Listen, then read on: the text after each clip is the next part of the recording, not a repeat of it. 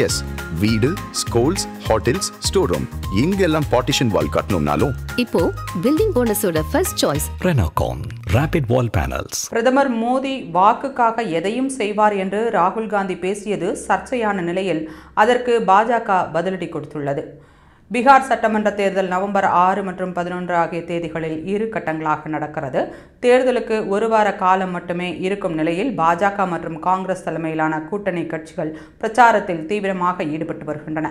பீகாரின் முசாபர்பூரில் முதல்வர் வேட்பாளர் தேஜஸ்வி யாதவுடன் சேர்ந்து மக்களவை எதிர்க்கட்சித் தலைவர் ராகுல் காந்தி பிரச்சாரம் செய்தார். அப்போது வாக்குகளுக்காக பிரதமர் மோடி எதையும் செய்கிறார்.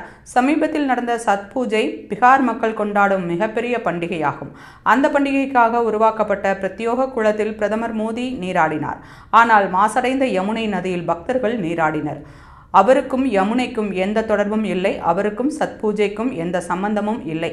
மக்களின் வாக்குகளை மட்டுமே மோடி விரும்புகிறார். அவர் வாக்குகளுக்காக எதையும் செய்கிறார் என்று ராகுல் காந்தி பேசினார்.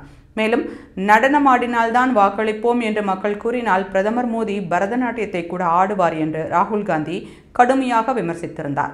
அவரது கருத்துக்கு கடும் கண்டனம் எழுந்த நிலையில் பாஜக தேசிய தகவல் தொழில்நுட்ப பிரிவின் தலைவர் அமித் மாளவியா பதிலடி கொடுத்துள்ளார். இது குறித்து அவர் கூறுகையில், பீகாரில் முந்தைய ஆட்சி காலத்தில் சத் பூஜையின் போது மாசுபட்ட யமுனை நதியில் குளிப்பதற்கு மக்கள் கட்டாயப்படுத்தப்பட்டனர். ஆனால் பாஜக அரசு அமைந்த பிறகு பக்தர்கள் குளிப்பதற்கு தனி பகுதிகள் ஏற்படுத்தப்பட்டன என்று தெரிவித்தார்.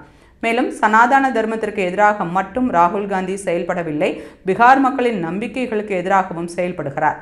ராகுலின் பேச்சுக்காக இந்தி கூட்டணியினர் அனைவரும் பீகார் மக்களிடம் மன்னிப்பு கேட்க வேண்டும் என்று அமித் மாளவியா வலியுறுத்தியுள்ளார்.